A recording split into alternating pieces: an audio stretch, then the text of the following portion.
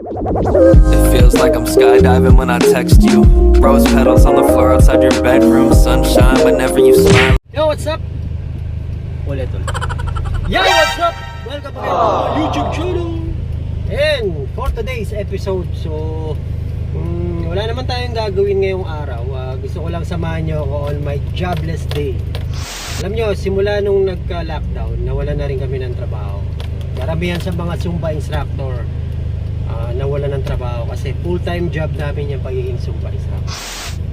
Nakaka-bad trip, pero ganun talaga, kailangan natin yan i-accept, i-adapt, sumunod at i-survive ang pandemic na. So pasahin na lang natin ng bawat araw at maging positive.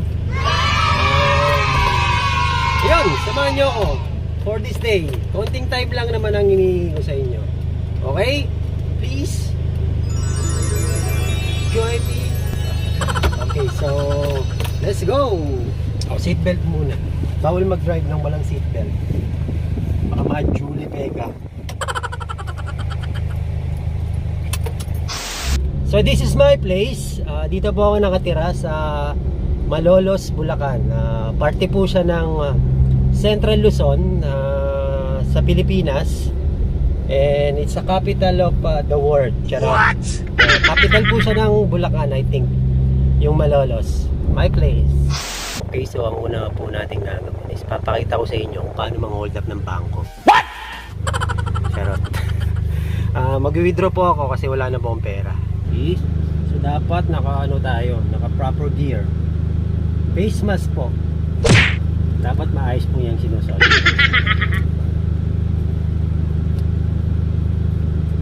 Joke lang, comedy. Alcohol. Don't forget to bring alcohol. Mag-withdraw kasi ako ng 1 million ngayon eh.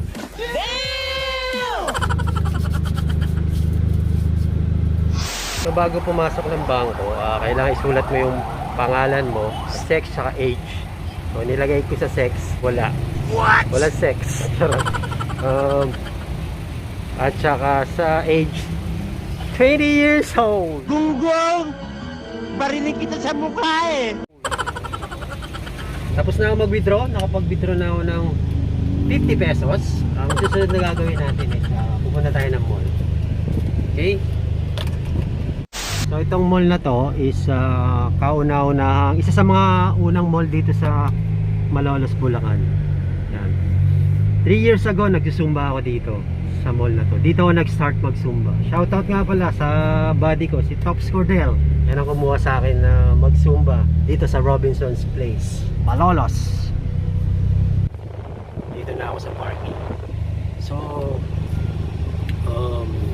just wanna tell you guys here in Philippines, I have to speak English now, you know, because I have followers in different part of the world, you know. Ginagawa mo?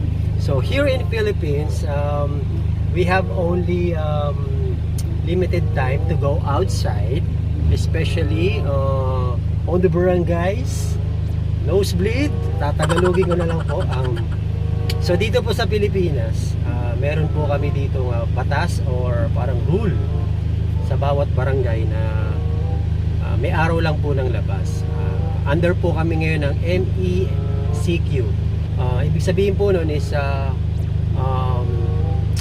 modify hechos chenes quarantine. Charot, hindi ko po alam eh. Actually alam ko yun, nakalimutan ko lang. Ayun, ulitin ko. Modify and chance collagen quadruple. Charot. Basta yun po. May araw po kami ng labas. So sa lugar namin, ang araw ng labas is Monday and Thursday. So today is Monday. So kaya ngayon ang araw ng labas ko. So bago ka makapasok sa mall dito, before you enter in this mall or in any mall in the Philippines, you know, they will ask of your quarantine pass. Your quarantine pass.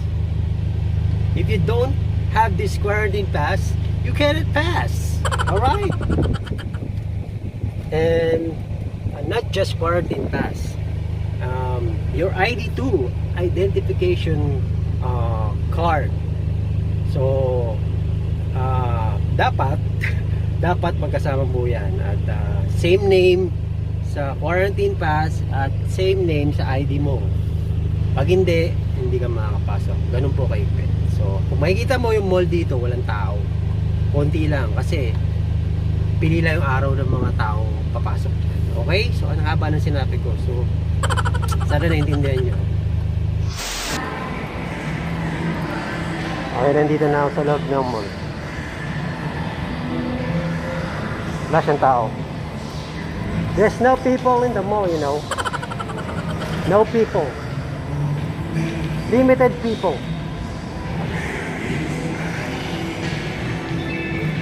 The other yung ibang store, sarado siya. Konti lang ang bukas. Like this one, Bench. Bench is the famous store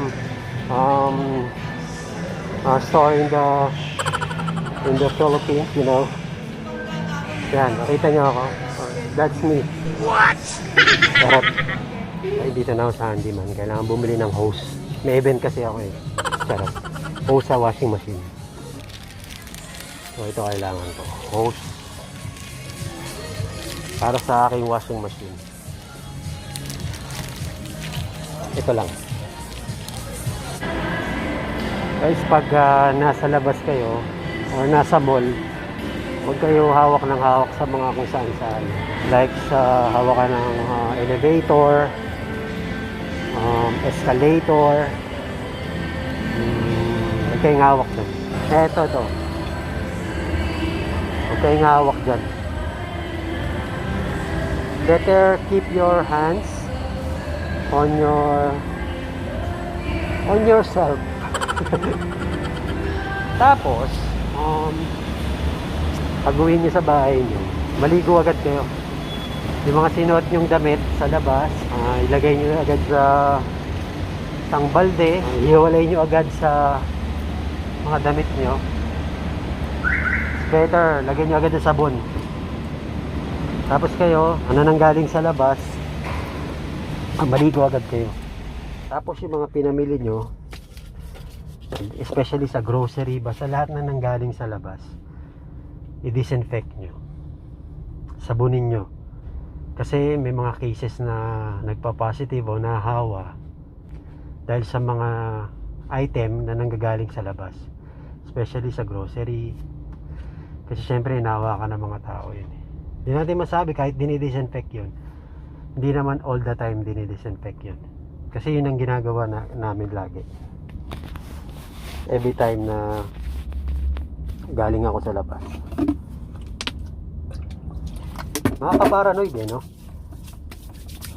Nakaka-paranoid siya. Pero wala namang masama kung magiging careful ka kaysa careless.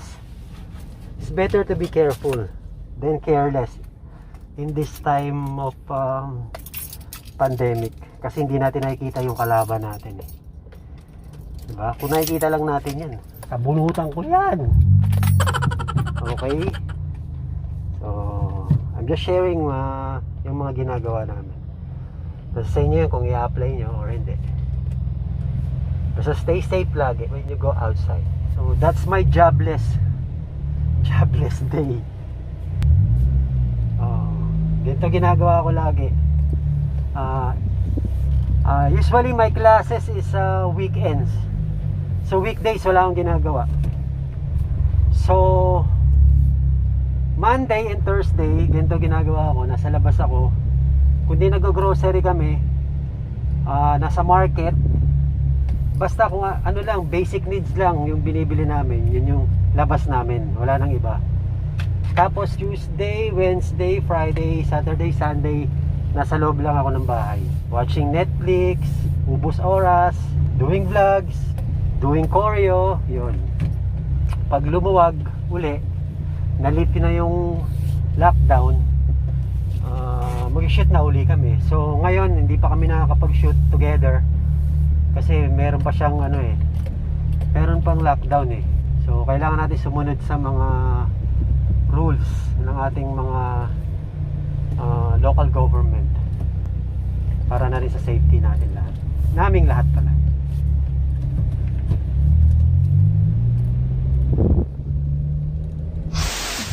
So this is where I'm going, tailor shop, ang shop ni Taylor Swift. Papatay ako ng pants muna, patay ako ng gown. Ay, papatay akong gown. Sarap. Gown? Gown. Joke lang.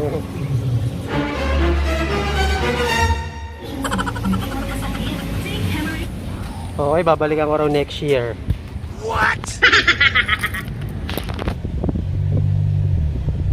So now, pupunta naman tayo ngayon sa car wash. Papa-car wash ako. So this is Banana Q. Wow! My favorite. Sa mga hindi po nakakalam, favorite ko itong Banana Q. It's a banana with sugar, brown sugar. So famous merienda na sa Pilipinas.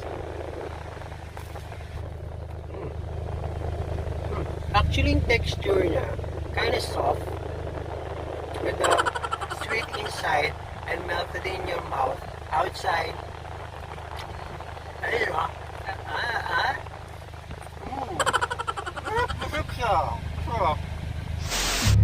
Okay guys, bigyan ko lang kayo ng trivia. Nandito po sa amin ang very famous at very historical na Baraswain or Baraswain Church. Wow! Yan po. Yan. Makikita nyo, yan. Very historical po yan sa history ng Pilipinas. Baraswain or Baraswain Church. So dito sa Malolos, sa lugar namin, so far yung mga tao dito masunuri naman sa mga quarantine rules. Unlike sa ibang lugar na talagang makikita mo na napakadaming pasaway, dito hindi naman. So kaya yung cases dito ng COVID is 200 plus. So not bad na yun para sa isang malaking city. Kasi malaking city to ng Bulacan, like I said, is the capital of the world. So, capital to ng Bulacan, yung Malolos City. So yun, salute sa ating mga local government. Okay, so nandito na ako sa car wash. Pa-car wash muna ako. 1 month na hindi naka-car wash sa sakyan ko. Okay, anong masasabi ko or anong natutunan ko this lockdown? Ang masasabi ko lang is mag-ipon, or natutunan ko is mag-ipon. Kasi ang hirap nang wala kang ipon. Kasi di masasabi like this, yung nangyayari ngayon o nangyari ngayon, hindi natin to in-expect na mangyayari sa atin. So biglang boom, all of a sudden lockdown na tayo. Kung wala kang ipon, tapos jobless ka, wala, ako jobless ako ngayon. I can't imagine yung stress na mararamdaman mo kasi wala kang pagkukuha na ng ano mo ng income mo tapos maraming umaasa sa iyo, marami kang responsibilidad. So napaka-importante talaga ng meron kang ipon, meron kang savings. Ako buti na lang natuto na ako. Kasi before, talagang hindi talaga ako nag-iipon. So, ang dami ng chances, opportunity dumating sa akin. Hindi ako nag-ipon. Gastos dito, gastos doon, as in, wala akong savings. Natuto na lang ako mag-ipon nung nag-start na ako mag-Zumba. Kaya yung Zumba para sa akin is talagang blessing siya sa akin. Lagi kong sinasabi yun, Zumba is a blessing for me. Kasi sa akin, doon ako natutong mag-ipon. Ngayon, kahit papaano meron naman akong ipon, pero hindi pa rin natin pwedeng sabihin yung aasa tayo sa ipon. Kasi mauubos yan yung ipon natin mauubos yan. Parang sinasabi ko lang is kahit papaano kung may ipon tayo, makakatulong yun para sa atin. hindi tayo mahihirapan. So ang gagawin na lang natin ngayon is find ways na kumita para yung ipon natin hindi siya maubos. Para ang mangyari lang is may lumalabas, merong pumapasok. Kasi kung puro labas yun, ilang buwan lang wala na yung ipon mo. So find ways para kumita. Magtinda ng kahit ano, hindi masamang magtinda.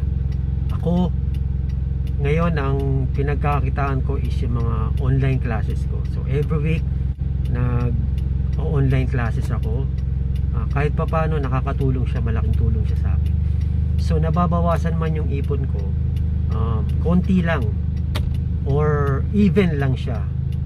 So yun ang importante, makasurvive lang tayong this pandemic. So malampasan lang natin itong this pandemic, and after this saka tayo bumawi.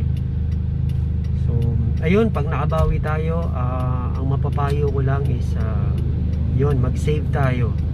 Kasi after this, hindi natin masabi, may mangyari uli hindi maganda, meron tayong savings.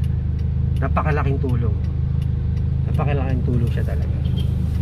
Ayun, at thank you for watching this episode, and I hope napatawa ko kayo and nakakuha kayo sa akin ng konting alam niyo, hindi ako magaling mag-advise. I'm not good advisor. Hindi rin ako magaling magsalita. I'm not a good speaker. Meron kasi mga tao kasi talagang magaling magsalita. Yung pag nagsalita sila, salita pa lang nila, talagang ano ka na, yung nakaka-believe na, yung maniniwala ka na. So ako, I'm not that kind of person. So hopefully kahit pa paano mayroon kayong nakuha sa akin at napatawa ko at this episode. So yun, ingat lang lagi tayo, and lagi kong pinagpipray yan na bumalik tayo sa normal, para bumalik na yung mga buhay natin sa normal. God bless everyone, and thank you for watching this vlog. Peace out. Started from a DM, now she wanna see him. If you wanna link, baby, gotta be the weekend. Just follow me.